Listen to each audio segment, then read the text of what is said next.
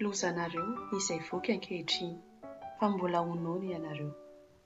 Lozanareo izay mihomehy ankehitriny, fa mbola ho ory sy hitomany ianareo.